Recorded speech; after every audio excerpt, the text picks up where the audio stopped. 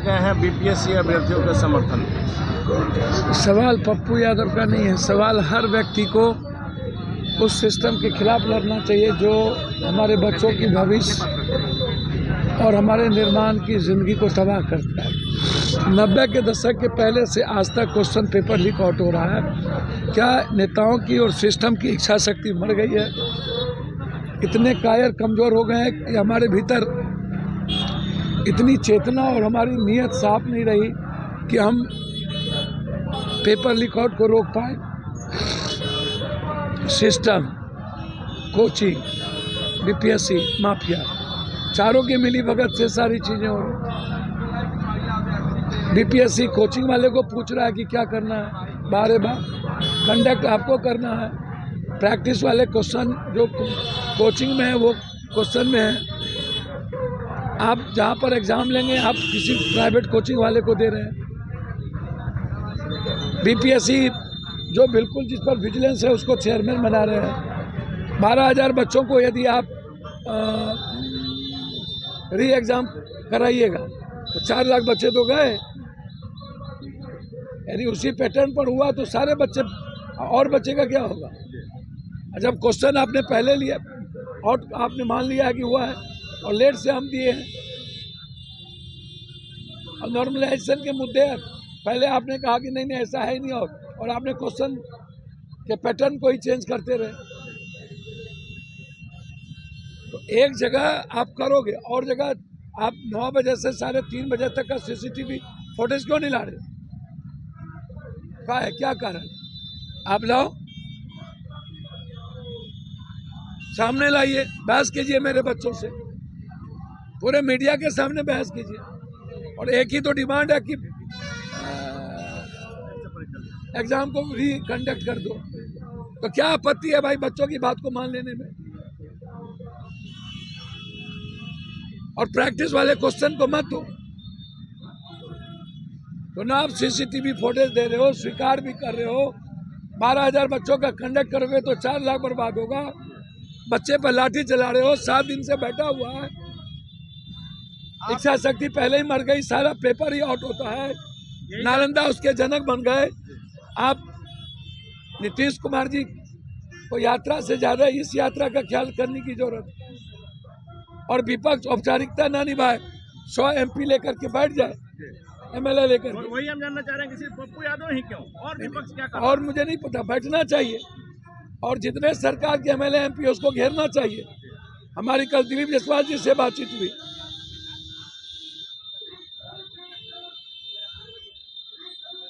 क्या कुछ कहा सर? उन्होंने कहा कि हम लोग सोच रहे हैं। अभी सोच रहे हैं? हाँ सर, बीपीएससी अध्यक्ष का जो बयान आया, हास्यास्पद बयान आया कि इनहेलर फट नहीं सकता, कैमरे के सामने उसको फाड़ दिया गया। उपद्रवी वहाँ है बीपीएससी के परीक्षा। सर, बीपीएससी के चेयरमैन से बड़ा उपद्रवी कौन है? वो इतने बच्चों 1,000 करोड़ के प्रैक्टिस, ऊपर से नीचे तक बंदर बांट, सभी लोग इन्वॉल्व, नेता involve, coaching involve, system involve. Inquiry होगी नहीं, जेल जाएंगे नहीं, सजा होगी नहीं, उनकी संपत्ति छीनी नहीं जाएगी और कोचिंग माफियाओं का मनोबल बढ़ता जाएगा। लेकिन सर, एक अकेला राहुल गांधी ने केंद्र सरकार के नाक में दम कर रखा। हालांकि आप निर्दलीय हैं, लेकिन कांग्रेस से आपकी मित्रता, आपकी जो पसंद है वो जग जाहिर है। वैसे में क्यों नहीं इस आंदोलन को बड़ा रूप दे रहे हैं? सर, हम तो सदन में 5-5 बार बोले हैं, हम तो उठा ही रहे हैं। हैशटैग रीनीट हमने उठाया था। राहुल गांधी जी भी नीट को लेकर के लड़े हैं। इस बीपीएससी के मुद्दों को लेकर कई बार हम उठा चुके हैं। क्वेश्चन पेपर लीक आउट के मामले उठा चुके हैं। डीएम ने जो थप्पड़ मारा उस मामले को उठा चुके हैं। छात्रों पर जिलाधिकारी का थप्पड़ चल रहा है, हम तो नहीं छोड़ेंगे। 12 घंटे से पप्पू यादव यहाँ बैठे हुए हैं। पप्पू यादव क्या उद्देश्य लेकर के अभी बच्चों को मदद? पप्पू यादव क्या उद्देश्य लेकर के कोरोना में गए थे? क्या उद्देश्य लेके बाढ़ के पानी में गए थे? क्या उद्देश्य को लेके नियोजित शिक्षक की लड़ाई लड़ते थे, SSC की लड़ाई लड़ते थे, UPSC की लड़ाई लड़ते थे? कोई उद्देश्य नहीं, बस एक ही उद्देश्य, बच्चों की खुशी, बच्चों की भविष्य, हर परिवार की भविष्य, उसकी जिंदगी। कोई उद्देश्य नहीं। Re examination, paper leak out को रोको, माफियाओं को जेल भेजो, संपत्ति जांच करो। सर, 67वीं बीपीएससी में डीएसपी रंजीत रजक को बर्खास्त किया गया था, पेपर लीक में वो शामिल है। अभी तक सर ईओयू चार्जशीट दायर नहीं की है, क्या कहेंगे? खत्म हो जाएगा, कोई चार्जशीट दायर नहीं होगा। आज तक हुआ क्या? नहीं सर आखिरी सवाल है, आज आपका जन्मदिन है, लेकिन आप अपना जन्मदिन का उत्सव छोड़ करके, क्योंकि आप जो लोकप्रिय हैं बिहार में, वैसे में अपने प्रशंसकों का ही तो फिर बात छोड़ करके आप यहाँ धरना पर बैठे हैं, सर कब तक यहाँ बैठेंगे? अच्छा एक बात बताइए, गांधी का, नेल्सन मंडेला का, अब्राहम लिंकन का, सुभाष का, नेहरू का, अंबेडकर का, पटेल का, या कृष्ण का, राम का, बुद्ध का, नानक का, कोई अपनी लाइफ थी? को खोजते हैं, अपनी क्या लाइफ होती है? लाइफ तो इससे बड़ा जन्मदिन क्या हो सकता है? जब बच्चों की खुशियां लौट जाएगी तो मेरे लिए हम इससे बड़ा अवसर क्या मिलेगा? एक पिता की तरह, एक भाई की तरह हमें खुशी मिलेगी, और इंटरनल खुशी इनकी खुशी में है मेरी। आज बच्चों के साथ ही अपनी जन्मदिन सेलिब्रेट कर रहे हैं इस मुद्दे। भैया न्याय मिल जाए, जस्टिस, इससे बड़ा सेलिब्रेशन कुछ नहीं। बच्चा को तो ले गए। हॉस्पिटल के बाद जो बता रहे थे आप, क्या हुआ हॉस्पिटल के? नहीं, हॉस्पिटल में आज खबर छपा है कि हम लोग तोड़फोड़ किए हैं, तो ऐसा तो कुछ घटना है नहीं। आप लोग जाके वहाँ रिपोर्टिंग करिए, देखिए, सच्चाई को सामने लाइए, क्योंकि यह झूठी खबर जो फैलाई जा रही है यह कहीं से भी विद्यार्थियों के लिए ठीक नहीं है। उस समय तो हम लोग थे जब मरीज को ले गया था, गेट खुलवाया गया, डॉक्टर नहीं था। तो वही बात है ना, ये आज खबर छपा है प्रभात खबर में, तो आप लोग जाके रिपोर्टिंग कीजिए, देखिए, वहाँ पे सच्चाई को लाइए सामने। कुछ 2 टके के पत्रकार लोग पैसे के लेकर के ये सब काम छापते रहते हैं लड़कों को बदनाम करने के लिए। हाँ, यहाँ एक लड़के नहीं है, 3000 4000 लड़के हैं। अब किसी का नाम लेकर के बोल तोड़ फोड़ कर दिए। कहाँ तोड़ फोड़ कर दिए भाई? जब आप छापे हैं तो कुछ एविडेंस है आपके पास? झूठ मूठ का लड़कों के बारे में कुछ भी बोल दो, मतलब आंदोलन को कमजोर करने का प्रयास है, ये सत्याग्रह है। और ये जो चल रहा है ना कि 2 एग्जाम ले लेंगे बीपीएससी को, 2 एग्जाम लेने के बाद वो रिजल्ट करेंगे, वो नहीं होगा। भास्कर का ऐसे छाप रहा है। अरे पता नहीं यार, उनको पैसा वैसा कहीं से मिल रहा होगा। तो भास्कर ऑफिस चला जाए, हमको बुलाया जाए वहाँ के। भास्कर ऑफिस वाले ताला लगा के आज चले जाएंगे। हाँ, उनको इतना खौफ हो गया है, लड़कों के लिए आप गलत नहीं छाप सकते हैं।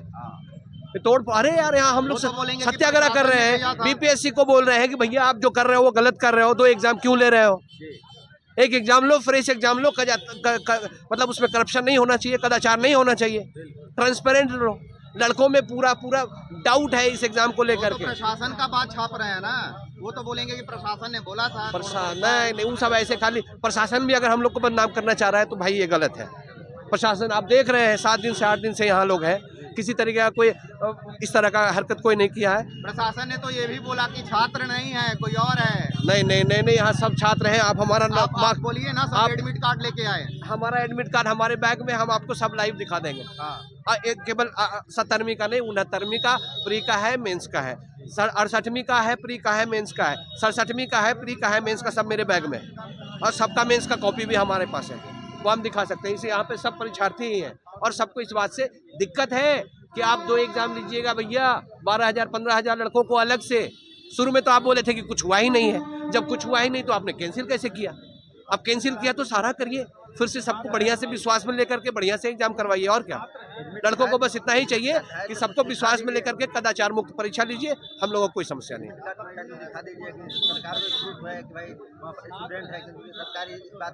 अरे हम दिखाते हैं, 1 मिनट हम दिखाते हैं। दिखा था।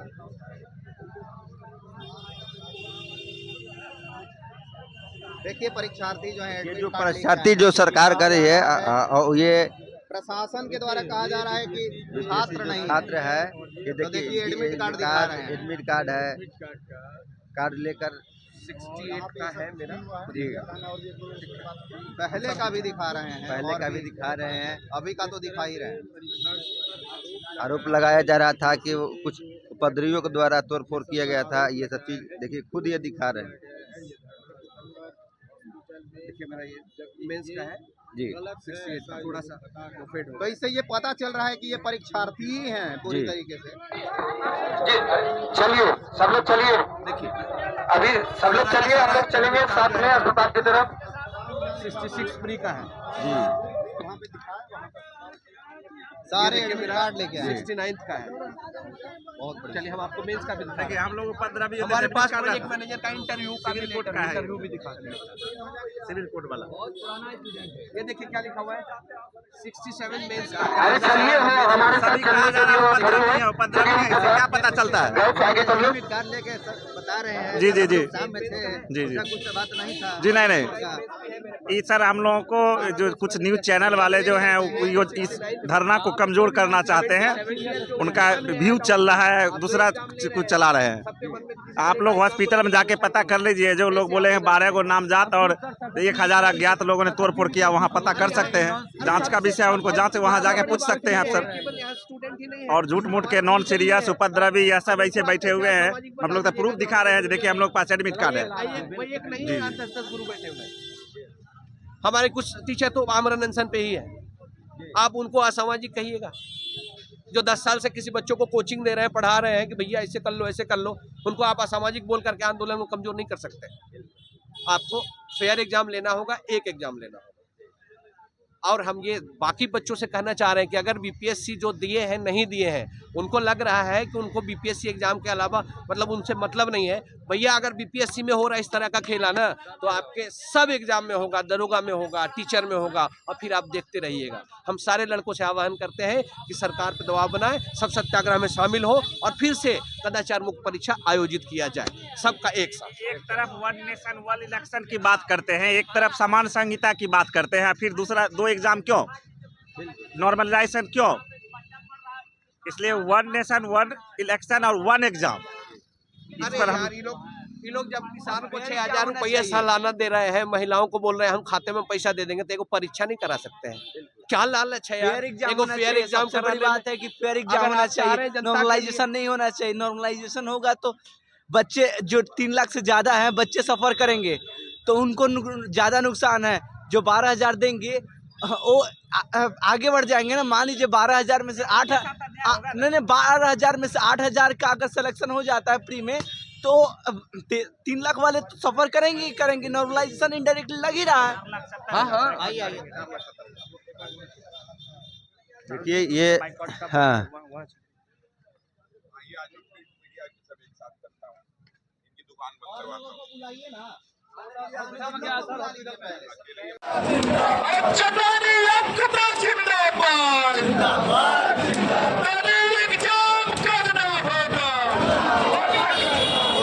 इतने सारे लोग हम यहाँ बैठे हैं, ऐसा लग रहा है कि 3-4 ही लोग बस बैठे हैं।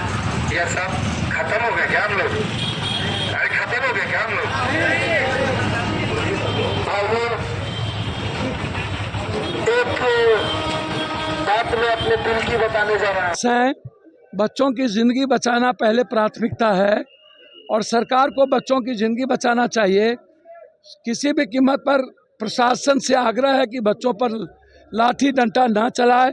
बच्चों के आप ही के बच्चे हैं और नीतीश कुमार जी से आग्रह करेंगे पूरा एग्जामिनेशन कैंसिल। अगर नहीं करते तो आप कब से बिहार बंद आप बेफिक्र रहिए, हम करेंगे। देखिए पप्पू यादव जी ने साफ कह दिया कि जब सरकार पूरे जो बीपीएससी एग्जाम है उसको सरकार कैंसिल नहीं करता है तो फिर हम लोग आगे अनशन करेंगे।